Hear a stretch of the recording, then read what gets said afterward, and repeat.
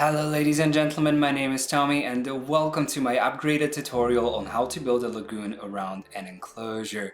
This is something that I did when my channel was starting, and the first video, the original video, just hit 100,000 views, which is my most viewed video. So I said that we need an upgrade. We need an upgrade on this tutorial, so that's why we are doing this. Here you can see me preparing the circles and trying to fit the lagoon. We are going to have two lagoons here. We're going to double up. We're going to have one lagoon, then a space around it, then another lagoon around that space or that lagoon, or you will see. So what we're doing now is we're placing the lagoon right in the middle of the inner circle, and now we're extending the lagoon so that we know where to put the other one, but then we're deleting the link between the two lagoons, the one that's in the middle and the one that's on the outer side. And like this we are able to manage some better symmetry. I was trying to go for the entrance right over there with the viewing gallery, but it didn't really quite work, so then I decided to have two entrances there. Just because we can do it, so why not utilize it? And that's why I decided to do it like this. There will be an enclosure in the inner circle between the lagoons, and there will be an enclosure around the lagoon in the style of what the previous video was about. If you have seen my previous video, now I'm trying to fit the viewing galleries over here. If you have seen my previous video, it was my third tutorial ever, and it started pretty awkward. It was hello ladies and gentlemen, welcome to my third tutorial. And like, whenever I see the video, I'm always questioning why is it so popular? I don't know, but I would like to thank you so much for showing the video so much love, for sharing the channel so much love. And this is a celebratory build that we're doing here, and I can already tell you that this build will be a part of a large park that I'm building on a square map, and with the emphasis on the lagoons. So it will be kind of like a sequel to one of my parks that I also built. Like it was like the third. That was also the third park that I built, and that's why it was the third tutorial. Because at the beginning of my channel, I used to do a park. I used to, like I had some parks prepared in advance, and then I would share these parks, and I would accompany these videos, like tour videos, with with a tutorial on how to do one of these significant enclosures. And that's how this tutorial came to be, the one that we're trying to mimic here. Well, I'm not trying to mimic it over here, but and I decided to go for sand in here. As you can see, we have the lagoon rock. I never built for the Nothosaurus yet. Well, I haven't. So I decided that this small lagoon will be for the Nothosaurus. I do have a slight problem with them. They are not really able to hunt things because the lagoon is so small that they always need to get more turns before they catch the fish, and sometimes it's just like not working, and then I'm having these notifications about them dying. So then I have to always turn off the hunger for the animals, for all animals, because I usually have it, well, not usually, I always have it turned off for the herbivores. And this will be a carnivore enclosure over here. I will be putting Proceratosaurus in there. I wanted to put Troodon here, but I already have Troodon in this park, so you can actually catch some glimpses of the park if you look closely at the video. Like here and there, you can see some of it, and let me tell you that it's going to be like my biggest work today, one of my best works today, and it's lagging already and it's nowhere near finished.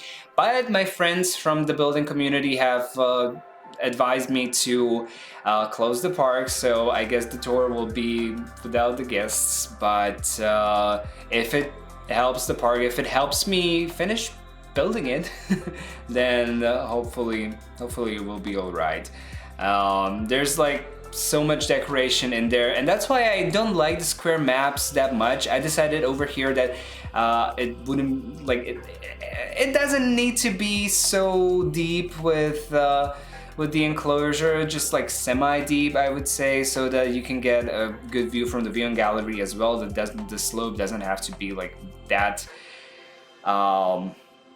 extreme. But what I wanted to say is that I don't like the square maps because my parks, I always do my parks so detailed. Like, it's crazy how detailed the parks are, that I'm trying to focus on like literally every single thing. And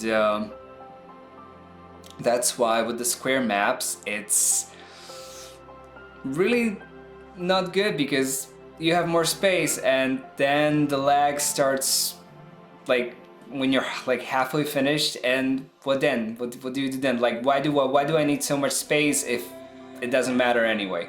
But for a park full of lagoons, I said to myself, okay, this might be it. So the lagoons, like the interior, like the insides of the lagoons are not decorated, because it already lags so much even without it. So yeah, some compromises have to be made, and this way I think that it's much better. Here you can see me decorating the inner part of the section of the part that we're doing, or like our tutorial. I have, as you can see, I have two entrance sections, and I am using the entrance sections throughout my parks. It's good advice for you guys who are using the biosim buildings for connection.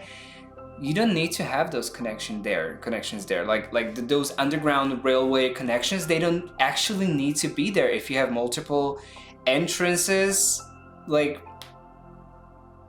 and it doesn't have to be the biosim buildings, because the biosim buildings don't go with like everything. So what I usually do is just that I use multiple entrance buildings, and then I just simply pretend that there's some underground railways under there, but it doesn't have to be. It doesn't have to be connected. Actually, like, the guests will just come out of there and nobody really cares.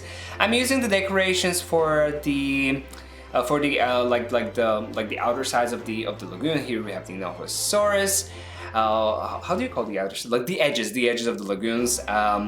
I like to use those decorations when I'm building lagoons, but when it comes to like the insides, like, we shall see. But these will not be edited. These insides will not be edited, because it's just too much sometimes. It's there's simply too much space on the lagoon floor. If we had like a kelp brush or something like that we have been asking for so long, right, Frontier? We don't want your hybrids. We want a kelp brush. Right? And here you can see me starting the other guest section, the second one, and this one is a little bigger, and I did some experimenting in here with the back of the shops. Like, I would place the shops facing this way in this direction, and then put the guest section or like the promenade behind it. This is something that I've started experimenting with, and I think that it just fits this kind of a theme.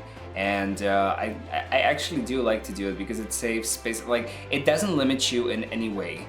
And I am decorating these, well, not decorating, I like the color palette that I chose for the shops is this blue and green, and it's aquamarine.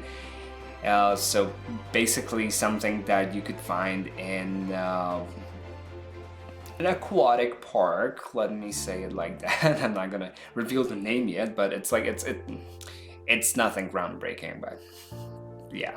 I decided not to go with water in here because it would cause troubles with the fountains and all the other pieces that for some reason need to be on even ground. I do get the walls that they need to be on an even ground, but like for example some of the biosyn decorations, like the lamps, like why? But okay, never mind, I guess. I'm trying to play with the patterns here, like not just place one type of decoration next to each other like I used to do in the past. I sometimes still do it when I'm too lazy to alternate, but whenever I can and whenever I feel like it, I alternate quite a lot these days when building, if I have like a minute of patience to spare. Learning to be patient with building. And it's such a shame that my computer just like cannot handle like full square map with as much detail as I want to put there. I mean, it's a gaming laptop, and the other day some people were really surprised that I'm using a laptop for building, and I was like, well, it's still a gaming laptop. Like, yeah, but yeah, I do get that it's not as powerful as a desktop computer, but I am still your basic computer user, as my best friend always calls me. Whenever we want to play some games together, he's always like, you don't have this setup and you don't have that setup, and how do you use this and how do you use like what's your RAM, and then I'm like, I'm just glad that it works. I mean, just leave it, just leave it. In here, I'm doing the fountains next to each other. That's something that I actually learned from Caesar, so I want to thank him for that. And I'm placing more of these bigger fountains because it's supposed to be like all water in this park, and it's supposed to be very aquatic. I think whatever you can do to make it feel aquatic. And of course, if you're doing an aquatic park, I think that you should do it in the tropical biome, because that's the best biome to be. And I'm actually going to do another tutorial in a similar fashion that I was doing when the park comes out, when the park premieres, because I have made an enclosure that I am so incredibly proud of that I decided that I will do a tutorial out of it. But speaking of this tutorial, over here I am still placing some decorations. You could see that there was something jumping out of water, catching the shark. So we have the Chronosaurus and the bigger lagoon. And now I'm still decorating the guest section. And if you have seen my builds previously, if you haven't seen my builds previously and you're here for the first time, hello and welcome. Thank you for coming to my channel, and I would be very, very happy if you come back. If you like the video, please give me a like, comment, or share with your friends. And if you think that you will like my upcoming content, please do consider subscribing. And if you have seen my previous videos, you would see me, or we would hear me talk about how I would just like go around the place, like do one thing for a while, then do another thing for a while, because I get impatient very easily with something that is very monotone. And decorating one part of the park or one section can sometimes feel a little too much, can sometimes feel a little too long. So that's why I just like jump from one thing to another. I decorate this, then I go decorate that, then that's why I like building parks without doing speed builds out of it, because it gives me the freedom not to finish a section and go somewhere else where my interest is peaked at the moment, and then go back to the section. When I'm doing speed build series, it feels very episodic, but I also like to do those speed builds, and I also like to do tutorials like these. I'm using the rock texture as the basis over here, and it will be filled with water. I don't know if you if you have been with the channel from the very beginning, you maybe could recall, or if you have seen the previous video, you could recall how the enclosure in my previous tutorial was all dipped in water, so I wanted to exude that. I wanted to give a nod to that, and I wanted to make it better. I wanted to make it grander. I wanted to make it feel like 100,000 views. And then I'm using the sand texture around the water so that it's beachy, so that it's not just like very rocky. And when it comes to vegetation, I like the vegetation on the tropical map automatically gives you grass. Automatically just gives you greenery, so I almost never use the grass textures on this map, because whenever there's vegetation, there's like I would always use like shrubs, even if it's not like outright trees, but